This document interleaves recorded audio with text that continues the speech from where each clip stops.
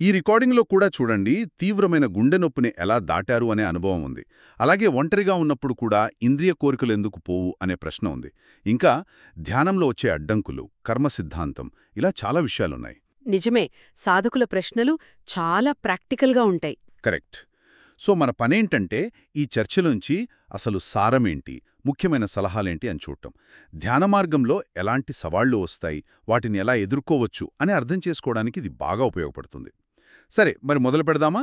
దీని గురించి కొంచెం వివరంగా మాట్లాడుకుందాం. తప్పకుండా. మొదటగా ఒక సాధకుడి అనుభవం భలే ఆసక్తిగా అనిపించింది నాకు. అర్ధరాత్రి ఆయనకు గుండెల్లో విపరీతమైన నొప్పొచ్చిందట, చాలా తీవ్రంగా. అమ్మో! అయితే ఆయన ఆ నొప్పిని గమనిస్తూ ఈ శరీరం నాది కాదు అని బలంగా అనుకున్నారట. ఆశ్చర్యంగా నొప్పి తగ్గిపోయిందట వెంటనే. ఓ! ఆ తర్వాత ఆయనకు చావు భయం గాని, నొప్పి భయం గాని, అసలు ఏ కోరికలు లేకపోవటం గమనించి తనకే ఆనందం వేసిందట. ఇది వినడానికి అద్భుతంగా ఉంది, కాని నిజంగా అంత నొప్పిలో ఈ శరీరం నాది కాదు అని అనుకోవటం అది అందరికీ సాధ్యమేనా అంటారు? మీరడిగింది కరెక్టే. అది అంత సులభం కాదు. చాలా సాధన ఉండాలి. అయితే ఇక్కడ గురువుగారు చెప్పిన స్పందనలో కొన్ని ముఖ్యమైన పాయింట్సున్నాయి. ముందుగా ఆయన చాలా ప్రాక్టికల్గా చెప్పారు. అలాంటి సమయంలో వెంటనే డాక్టర్ దగ్గరికి వెళ్ళాలి, వైద్య సహాయం తీసుకోవాలని. అది మర్చిపోకూడదు. అవును, అది చాలా ముఖ్యం. తర్వాత ఆ సాధకుడి అనుభవం గురించి మాట్లాడుతూ అలా పదే పదే మరణమంచులుదాకా వెళ్ళినట్టు అనిపించటం, దాన్ని గమనించగలగడం అదొక రకమైన పునర్జన్మ లాంటిదనన్నారు. దానివల్ల మనిషి పూర్తిగా కొత్తగా మారతాడు అని చెప్పారు. సరదాగా అన్నారు కూడా, ఆ సాధకుడు అందర్నీ నిద్రలేపి గురుగారికి కూడా చెప్పాల్సింది అని. అవునా? అసలు పాయింట్ ఏంటంటే, చావు భయం అది మన జీవితాల్లో చాలా సమస్యలు తెస్తుంది కదా. నిజమే. ఆ భయాన్ని మనం ధ్యానంలో అనుభవపూర్వకంగా ఎదుర్కోగలిగితే ఆ భయం పోతుందని గురువుగారు గట్టిగా చెప్పారు. బుద్ధుడు కూడా మరణానుసతి అంటే మరణాన్ని గుర్తుపెట్టుకోవడమనేది శాశ్వతత్వాన్ని, అంటే ఒక స్థిరమైన స్థితిని పొందడానికి చాలా వేగవంతమైన మార్గమని చెప్పారట.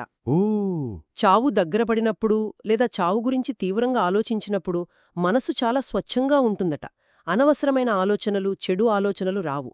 మనం చావుని మర్చిపోయి దాన్ని తప్పించుకోవాలని చూసినప్పుడే మనసులోకి రాగద్వేషాలు, చెడుతనం వస్తాయని వివరించారు. అంతే.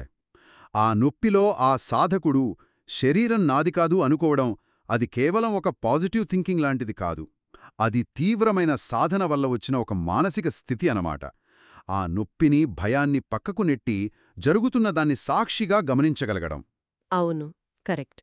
చావును చూసి పారిపోకుండా దాన్ని ధ్యానంలో భాగంగా స్వీకరించడమే అసలైన మానసిక పరివర్తనకు దారితీస్తుంది అని అర్థం చేసుకోవచ్చు. ఇది నిజంగా ధ్యానం వల్ల వచ్చే ఒక అద్భుతమైన బహుమతి లాంటిదే. నిజమే.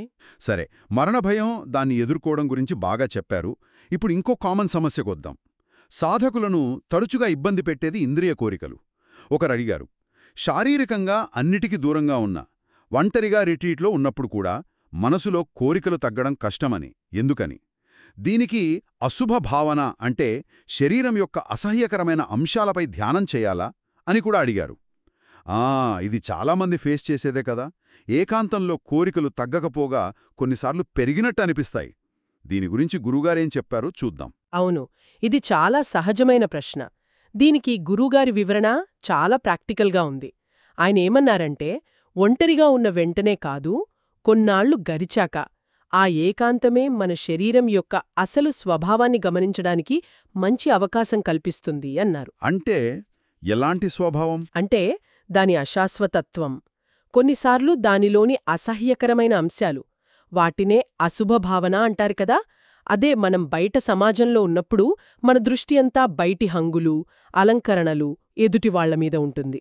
ఏకాంతంలో ఈ మేకప్లు, అలంకరణలు ఉండవు కాబట్టి శరీరం యొక్క నిజస్వరూపాన్ని, దాని మార్పులను గమనించడం తేలికవుతుంది అన్నారు.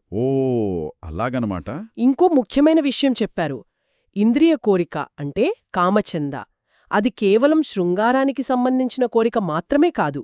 కంటికి నచ్చే అందమైన రూపాలు, చెవికి ఇంపైన పాటలు, ముక్కుకు మంచి వాసనలు, నాలుకకు రుచులు, ఒంటికి సుఖమైన స్పర్శలు, వీటన్నిటిమీద ఉండే తీవ్రమైన వ్యామోహం, కోరిక, ఇదంతా కామచంద కిందకే వస్తుందని స్పష్టం చేశారు. ఆహా, అంటే చాలా విస్తృతమైన అర్థం ఉంది దీనికి. అవును, కేవలం లైంగిక దుష్ప్రవర్తన కాదు, ఈ 5 ఇంద్రియాల ద్వారా వచ్చే విపరీతమైన అత్తుకుపోయే కోరికలన్నిటినీ తగ్గించుకోవాలని చెప్పారు.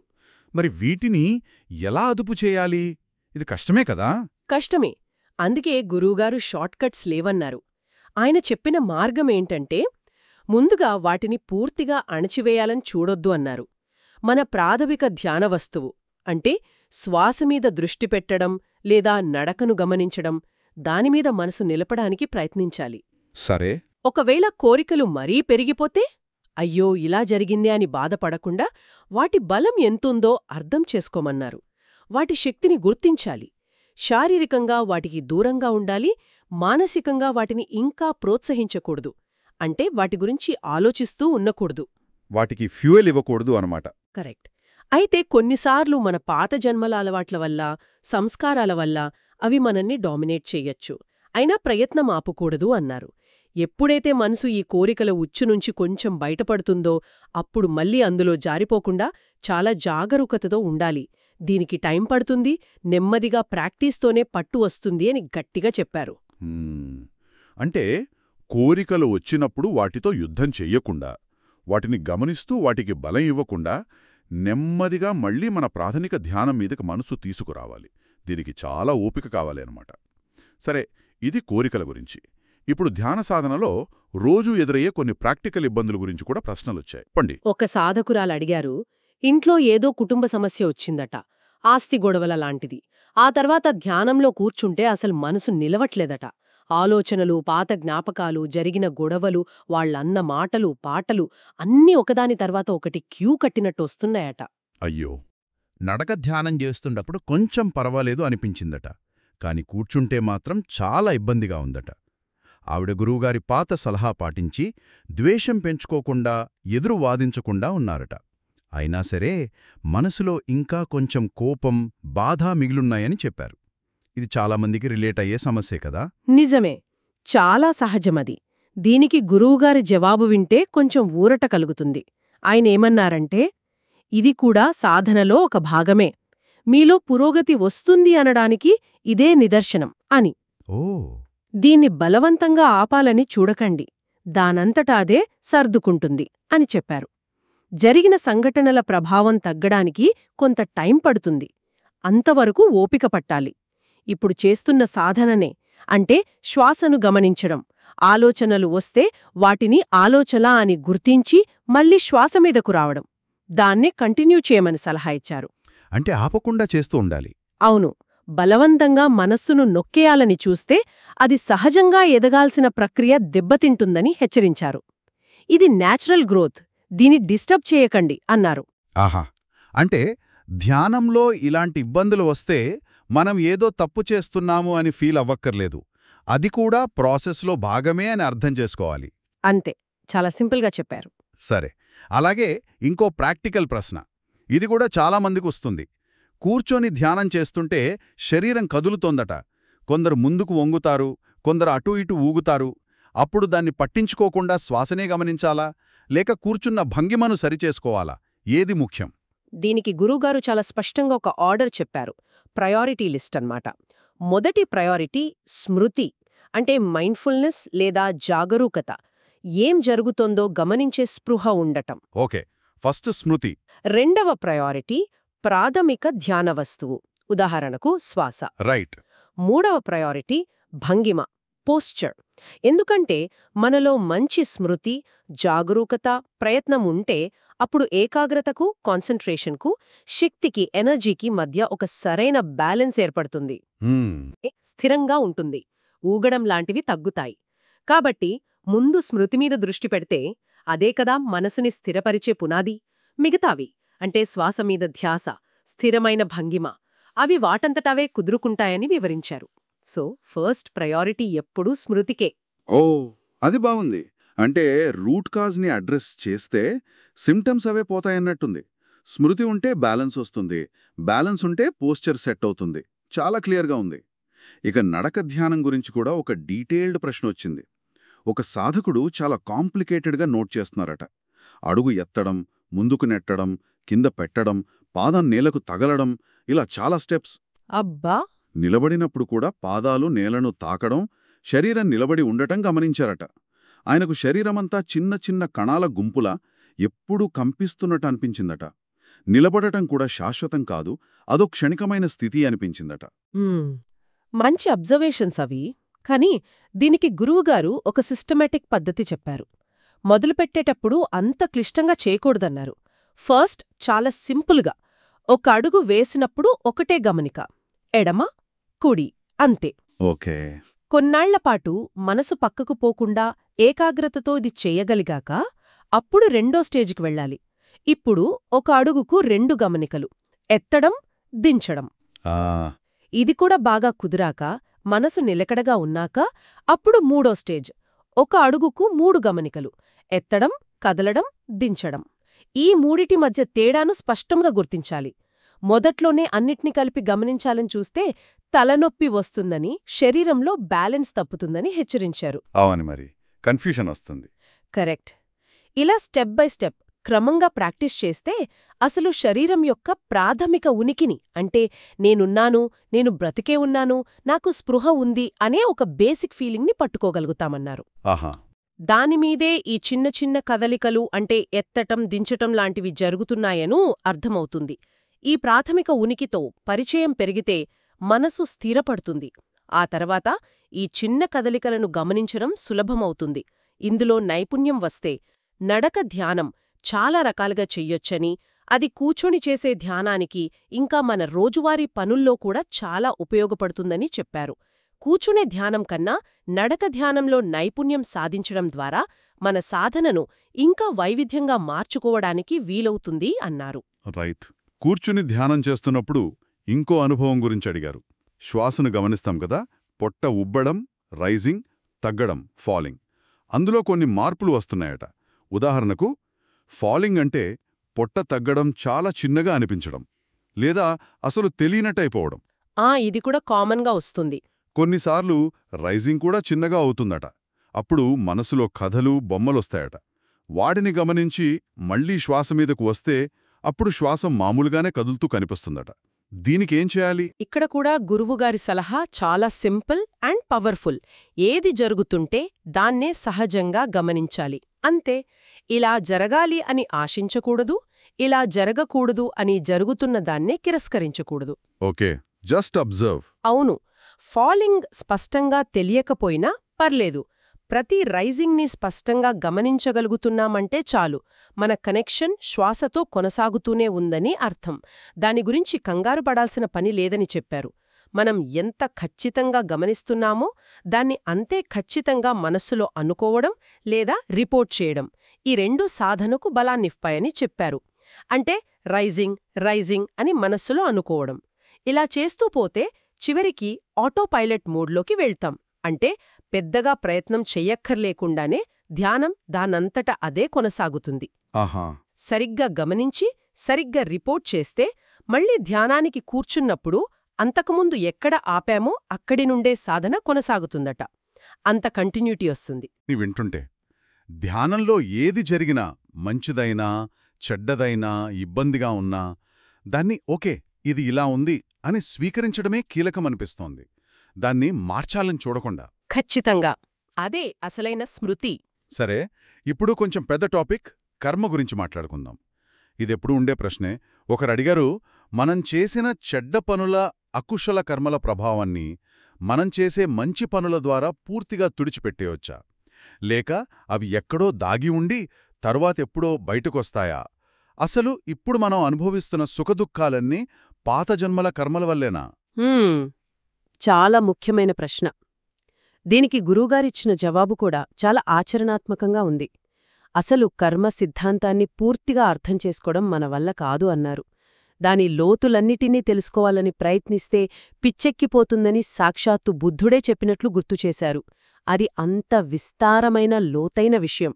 అవును, అది నిజమే అనిపిస్తోంది. అయితే మనం గుర్తుపెట్టుకోవాల్సిన ఒక సింపుల్ ప్రిన్సిపుల్ చెప్పారు.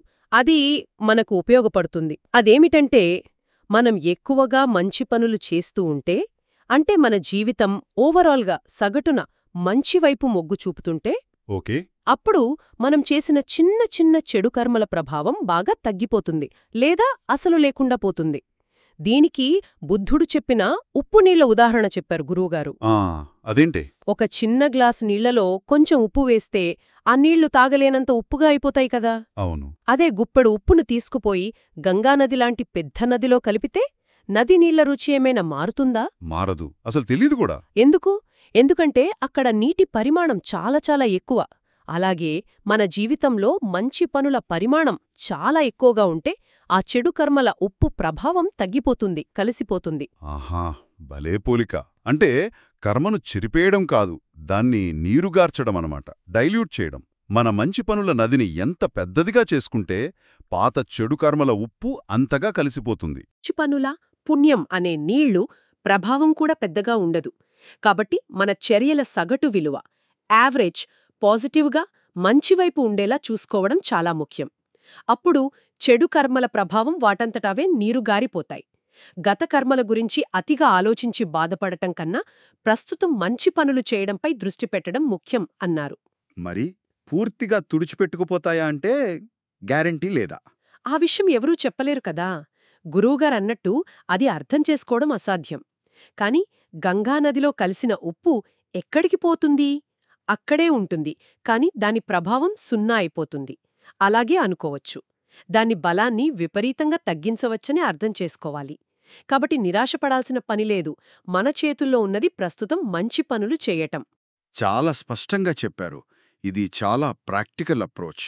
ఇక చివరిగా ఇంకో ఆసక్తికరమైన విషయం. సాధనలో మన శారీరక కృషి, దానధర్మాల గురించి ఒక ప్రస్తావనొచ్చింది. ఒక సాధకుడు నడక ధ్యానం చేసే దారులకు ఇసుకపోయాలని అడిగారట. ఆ దారులో కొంచెం పాడయ్యాయని. అవును. బోధివృక్షం చుట్టూ, బుద్ధుడు విగ్రహం చుట్టూ ఉన్న నడక మార్గాల్లో వర్షాలకు ఇసుక కొట్టుకుపోతోందని, దానికి ఇసుక వేయించాలని అభ్యర్థించారు. దీనికి గురువుగారి స్పందన ఎలా ఉంది? ఇక్కడ గురువుగారు కేవలం డబ్బు లేదా వస్తురూపంలో విరాళం ఇవ్వడాన్ని మాత్రమే కాకుండా వ్యక్తిగతంగా కష్టపడటాన్ని నొక్కి చెప్పారు. ఇది కేవలం డబ్బు ఇచ్చే పని కాదు, ఇది యోగి పని. మీరే స్వయంగా ఇసుక మోయడం, దాన్ని పరచడం, ఆ దారులను శుభ్రంగా ఉంచడం, ఇదే అసలైన సాధన అన్నారు. ఇతరుల సహాయం తీసుకోవచ్చు, కూలీలను పెట్టుకోవచ్చు, కానీ స్వయంగా పాల్గొనడం, ఆ పనిని మనదిగా భావించడం ముఖ్యమన్నారు. శుభ్రంగా, చక్కగా ఉన్న నడకదారులు అక్కడ సాధన చేసేవాళ్ల మానసిక ఆరోగ్యాన్ని, వాళ్ల పురోగతిని సూచిస్తాయని చెప్పారు. అవి పాడైపోతే సాధకుల ఆరోగ్యం కూడా దెబ్బతింటుంది అన్నారు. అంటే పరిసరాల ప్రభావం కూడా ఉంటుందన్నమాట. ఖచ్చితంగా. ఇంకా శ్రీలంక చరిత్రను ఉదాహరణగా చెప్పారు. అక్కడ పాతకాలంలో ఎక్కడైతే నడకదారుల శిథిలాలు, ఆనవాళ్లు కనిపిస్తాయో ఆ ప్రదేశాల్లో అర్హంతులు అంటే జ్ఞానం పొందినవారు నివసించేవారని అర్థం చేసుకోవచ్చట. శ్రీలంకలో బౌద్ధం యొక్క స్వర్ణయుగం ముగిసిపోవడానికి ఒక ముఖ్య కారణం ప్రజలు నడక ధ్యానాన్ని మర్చిపోవడమే అని కూడా చెప్పారు. అలాగా? మళ్లీ దాన్ని పునరుద్ధరించగలిగితే అది బౌద్ధం తిరిగి పుంజుపోవటానికి సూచన అని అన్నారు. కాబట్టి శారీరకంగా, వస్తురూపంలో, మానసికంగా నడక మార్గాల కోసం సేవ చేయటం చాలా ముఖ్యమని చెప్పారు. ఇది ప్రపంచవ్యాప్తంగా ఉన్న ఇతర ధ్యానులకు కూడా నడక ధ్యానం యొక్క ప్రాముఖ్యతను గుర్తు చేస్తుందని అన్నారు. ఎవరో వచ్చి శుభ్రం చేస్తారని చూడకుండా సాధకులే దాన్ని తమ బాధ్యతగా తీసుకోవాలని సూచించారు. బావుంది. అంటే సాధన అంటే కేవలం కళ్ళు మూసుకుని కూర్చోవడమే కాదు, మన శరీరం ద్వారా చేసే సేవ, మనముండే పరిసరాలను బాగు చేసుకోవడం, ఇవన్నీ కూడా సాధనలో భాగమే. పైగా అది ఇతరులకు కూడా స్ఫూర్తినిస్తుంది. భలే ఉంది. ఈరోజు మనం ఈ ప్రశ్నోత్తరాల విశ్లేషణ ద్వారా నిజంగా చాలా లోతైన ప్రాక్టికల్ విషయాలు తెలుసుకున్నాం. చావు భయాన్ని ధైర్యంగా చూడటం దగ్గర్నుంచి, కోరికల అసలు స్వభావాన్ని అర్థం చేసుకుని వాటిని మేనేజ్ చేయడం, ధ్యానంలో వచ్చే ఇబ్బందులను సహనంతో స్వీకరించడం, కర్మ గురించి ఆచరణాత్మకంగా ఆలోచించడం, చివరిగా సాధనలో మన శారీరక కృషికి ఉన్న విలువ వరకు సంభాషణలో ఒకటి అంతర్లీనంగా ఉన్న సందేశం కనిపిస్తోంది నాకు.